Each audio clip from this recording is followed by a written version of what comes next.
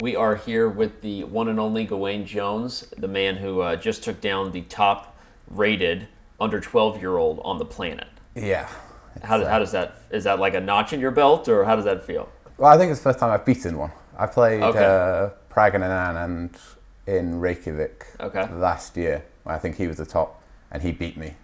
You got to beat these kids big while you news story. can. Yeah. Right? That's why I said that, because really, if you don't beat them now, then pretty soon. Yeah, so it's good to get the win. Yeah, Yeah, he's good going to be win. extremely strong. Well, young Mr. Gukesh certainly has a bright future, but for our game of the day today, Mr. Jones is going to take us through what happened. And I have not seen this game yet, so I am as excited as all of you watching this to learn an amazing lesson, I hope, and let's do it. So he has been playing the Caro e takes f6. That's all the rage. All the rage. Like Magnus played against Fidler, and I felt that he must have studied this quite well. He's had a few games and good results against GMs. Did you prepare this ahead of time? I've looked at it, of course, because it's so topical, but I decided to surprise him. Okay. And, so I went 1d4, which is pretty rare for me. Yeah. And played the Slav, take, and bishop g5, which is pretty rare. Yeah. A few people have been trying it, but it caught him off guard. He didn't know anything about this line. A good choice then from the veteran teaching the young man. Yeah, well, I have to have some advantage somewhere. You have to have some advantage somewhere, right? And no, I mean, opening traps that he hasn't learnt yet are useful. So what's the key? What are some of the key tricks about this line? Well, the in idea Slav is that make it unique. That if they go knight f6, we're going to chop this off. Okay. And with the e pawn. You can either probably g is better. Okay. The problem with the e pawn, is that this pawn on d5 is weaker than normal because we've exchanged off the c pawns already. So if they go this way, we've got real problems here. So I'll put pressure on the d5 pawn. And it's like a Veresov after knight c3, but we've exchanged off the c pawns, which should favour white. At least that's the argument for playing the line. Okay, interesting. I think the positions are playable for black. But so that's one of the simple tricks, or one of the key tricks about this line. And how often do you get people just not knowing it and just playing knight f6? Yeah, well, knight f6 is kind of a normal move. So. Okay. Yeah. So that's what he did? No, he had a long think, and I think he might have been cursed by a little knowledge of this line. Okay. Because Sarin had a game, I noticed, in the line. And he fell for the same opening trap. That's his countryman. Yeah, and so they're similar age. Knew that. He surely knew that game, right? Yeah, I think he'd seen the game, and maybe he'd only seen the final position and figured out how it happened. A buddy of mine once told me the worst amount to know about electricity is a little bit. Right? Yeah. Just enough to electrocute yourself. Yeah. So sometimes I can relate to that, where you lose a game because you're trying to recall something that you really don't have enough experience to recall. Okay. Yeah. So I mean, what he played is logical. I've moved my bishop a long way from this b2 point, so he attacks it. Sack it, knight c3. If I had to defend, the whole line wouldn't work. Is met by knight d5 or well, this was the game he took. We're going to find out, okay. Which is probably almost a losing move, actually. Really? So a bit unfortunate for him. You have to take e6. We've already got all kinds of craziness. So knight c7, king d6. We have this idea coming, right? That's black's point. If I just move my knight and also some bishop b4 check is going to be a big problem. So first of all, I'll go rook b1. Key. So he goes to a3. He needs to keep an eye on this b4 square. And I think Sarin's game went check, king d7, take the rook, bishop b4 check. You have to White has to sack back and then queen d2. Yeah, and then a perpetual with queen b1 check, queen d1, queen b4 check. So perhaps he thought he had out-prepared you. He's like, well... Yeah, I think he knew this game. Right. Maybe this final position. Hoping so to get he'd spent half an hour or something to figure out this position. But then, he was hoping for this draw. Right, okay. Makes sense. But unfortunately for him, I've got queen c2. Little tempy. Yeah. And it's a bit awkward for black already. Yeah. Knight c6 looks like... Knight c6 would be the most logical, but knight c7 check picks up the rook and my king has the square now. Okay, yeah, so there's just no compensation. He went knight a6. Logical. So control the square, but e4. Love it. Threatening both bishop a6 and bishop e5. Yeah, so he still doesn't have time to take my knight because of bishop b5 check. Probably if he wants to play this, he should at least throw in queen a5 check first. Okay. So I could have queen a5 check, king d1, and then take my knight. But still, check, bishop d7, take it. take on b7. Yeah, it looks like queen's Knight coming back, and we had a brief post-mortem that we looked at this position, but I think just e takes d5 is probably killing. Queen takes d5 doesn't work because of c7, and the threat is queen c6 check. Yeah, and then d6 is coming, I think. That's my phone, everybody. This is the real world. Sorry about that, turning it off. Okay, cool. I don't have one with me. So yeah, that's why you don't have one with you when you play chess games, right there, everybody. So you're welcome. Okay, cool. So yeah, he still can't take my knight. Right. So that's key. So he didn't play the check, but there was one previous game that went queen a5 check, king d1, bishop d7, which was quite a fun line. So take on a6. Now knight c7 is almost mate. Yeah, and again, taking the knight is going to be too much material down. I'll take on b7. Bishop a4, I assume you play knight c7 and queen a4? Yeah, that's quite important. The bishop a4 never really works because I guess you also have bishop b5. Yeah, bishop b5 check just to deflect it. Yeah, okay. Maybe I can start with knight c7 check as well. Okay, got it. So yeah, there was a game where black tried to defend with rook c8. I have a feeling we're like walking into some sort of like awesome problem book mate here, just at some point. Yeah, it's not quite a mate, and white didn't find anything in the game, and I think they drew. But this rook b5 is a pretty move. Right, okay. Just overloading everything. Bishop can't take. Yeah. If you take the queen, just take, and you're a piece down. Right. And if you take the bishop, there's queen takes c8 followed by check. knight c7. Yeah. Okay. And take, and white's the exchange up with a very good position. Fantastic. So this was my preparation. And so you were still in prep. It would appear. Yeah. Wow, poor kid, right? Yeah. You really brought the pain today. Okay, so that means we're back in this position here. It's a very nice change. Oh, and he played bishop d7? No, he he didn't play the check. So we've now established, helping everyone at home, that white takes and bishop d7 are both not possible. Yeah, with or without the check. Right. He went bishop d6, which is a sensible enough looking move, controlling squares. Makes sense. Also opens up the king coming to f8. And now I was out of preparation. So I was wondering if I had an immediate win here, but I couldn't find one. So I just played sensibly. I threw in the check first. I assume. Again, he can't block because b7 Yeah, is b7 falls fall. in the end after takes. Yeah, so he has to go king f8. Okay. And now I just brought my knight back. So you just... So we've got a normal enough position, except he's had to go king f8. And for example, it could be a semi-Tarrasch if he'd exchange off the bishops and castle safely. But here... Yeah, there are variations of like the French like that, where you can play positions where maybe the king castles by hand, but not here, where tempi is so important. And white already has such a huge center. And having all the pieces on. This is like you just burst into someone's house and got them out of bed and then just like left. Yeah. Right? Like now calm, keep my pieces, and it's very miserable for him. Your position looks totally normal and yeah, and his isn't. That's the problem. Yeah. Okay, he fought on well.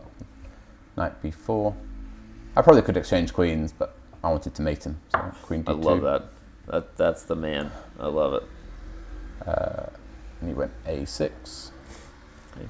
Now I was tempted to play bishop a4 to try and trap the queen with rook b3, but he has tricks of his own. But I think he can play knight takes a2, and I can't take with the knight because I and lose can't my take up the queen because yeah. queen c3. Okay. So I came back this way. I was wondering if you could almost leave the knight because there may be a fork in the end, but I guess d3 with check. Yeah. Okay. I was wondering whether I could just leave it, but I felt that was probably the way to lose. Yeah. That's what I would do. So try for too much here. You came back. Yeah. And he has this idea if he wants, with deflecting my queen again, which probably wins a pawn, but probably. I was probably going to keep the queens on, king f1. And his dark squares are just far too... Yeah, well, that's why I thought maybe queen e2, because the end game with the bishop pair and the temple... Yeah, the end game is good, but I think the middle game is completely crashing. Yeah. There's no way he can survive here. Queen d4, even rook d1, I guess. Yeah, rook d1 and d8 mate. Okay. Yeah, so this isn't working for him. Unfortunately, nothing is really working for him. Right. He tried g5. Okay. Okay, bishop back. Exchanged. Oh. But yeah, it just means that this is now in the game. Yep. Rook is developed. he came back. He probably needs to play this sooner or later. So I'm threatening d5. For example, king g7 to try and get his pieces coordinated would make sense, but d5, and I'm threatening queen d4, winning this knight. And I'm also threatening rook b3 and a3, and this knight is trapped. Wow, that's... So that would be game over. So you tried knight c6. Now I was tempted with some d5 or e5, but I decided just to develop. And he came back with the queen. I was expecting d6. I was expecting him to play g4. Is that because you're threatening knight takes g5? Yeah, because the pawn is hanging anyway. When I was probably coming in, knight e5. And one pretty line is knight takes, d takes, queen a5. Then I can play queen d6 check and rook b3. And I couldn't see a good way for him to stop rook a3, trapping his queen. Interesting. So it's not just his king and this pawn as a problem. His queen has been a problem for... That's such a nice tactic to spot too, because that's not a pattern you see every day, right? Yeah, so you have to really have your wits about you to make sure you're recognizing how awkward the queen is. Yeah, trapping on an open board is very rare. Yeah. So yeah, he would have to play some f6 or something, but it's hopeless. Do you think that studying with engines has made us better as human beings to quickly recognize those types of unique, sort of obscure, odd things about positions where before people, they studied tactical patterns in books, right? And we all learned as kids, like, here are mating nets that commonly occur. But I feel like the average grandmaster, you're stronger than the average grandmaster. What I'm saying is, like, today's modern day GM, I feel spots those types of tactics, like, just at a much higher level. Yeah, I think working with a computer, all these tactics rub off, and probably more defensive ones than aggressive in general. Your willingness to kind of grab a pawn and hold on, whereas like when we were younger, there was, you're not allowed to do that. Where the old book says, and white's crushed. Right, white's crushing, and then you can turn on the engine and black's winning. Yeah. Okay, interesting. Now we're forced to actually double check everything rather than just the superficial.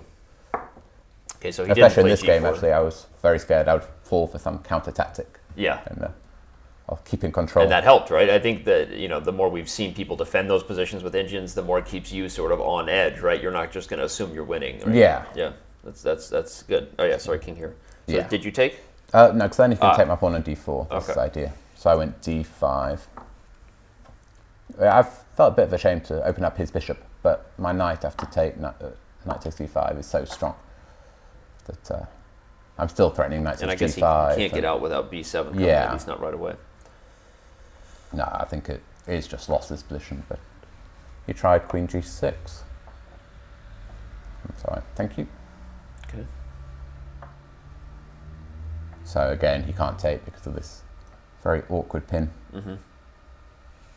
And he tried queen g7. Now I start looking at things with the queen coming in. The knight to c7 and queen d6, is that possible? Hang on, did he try to play this immediately? Or did he? I should get my move order right.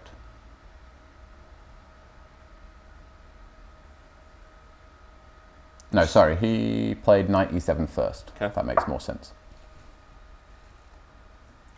I went knight b6.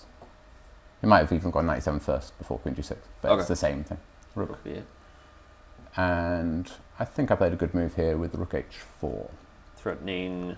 Well, threatening some knight takes f7s, which came in the game. Takes rook f4. But also simply defending my pawn on e4, so now I can drop my knight back and everything is defended. Got it. And he went queen g7, attacking my knight because his rook is now defended. Okay. And I could come back, but I calculated that knight takes f7. I see. Bishop's coming to c4. Queen or rook are coming to f4. Yeah. Right? It's magic time. For a while, I had quite a long think here, obviously, to make sure the piece sac worked. Right. I could have started with taking the bishop as well, but I think this is smoother. So first of all, if he takes with the queen, rook f4, wins back the piece immediately. Yeah, he'd be forced to play either knight or bishop f5, and then you have the piece and the compensation. But if knight f5, I can even take on c8. I'm still winning the queen. Yeah. And if bishop, I can maybe even go knight d7 check. So it's, yeah. Okay, very strong. Definitely can't take that way. So he took with a king. And I went rook f4 check, which I think is the most accurate. Okay. So if he goes to back to g8 to try and hide on h7, I can win the queen with bishop Rook c4 F7 check. coming in. Yeah, king h7 and rook f7. Okay. If he goes to g6, the simplest is just going to be to get rid of this bishop, and then next move rook g4. And Very nice. again, I'm winning the queen. King e6 loses in to quite a lot of things, unsurprisingly. I think I was just going to go bishop g4, king e5, and knight c4 mate. Because it's always nice to make that with would have a been my backward choice. knight move. Yeah. Okay. So he went to e8, which is most sensible. Check. Now knight g6 is swap with forced. a knight. Queen d6. Yeah. I had to make sure that this is just one check. Right. Exactly. Queen c3 check, king f1. Yeah, there is definitely no queen more d3 checks. at the end. Yeah. Yeah. Very nice. So he went rook g8. And here, my original idea was to play rook f6. Attacking this again. I think this is there in the way to defend. And now his rook is hanging, but so is mine.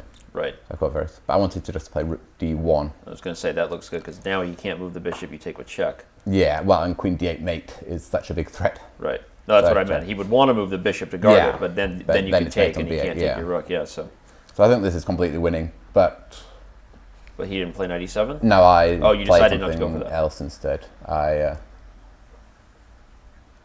decided that there might be a 0.0% chance I'd miss something, 0.01% chance of something there, whereas I took here.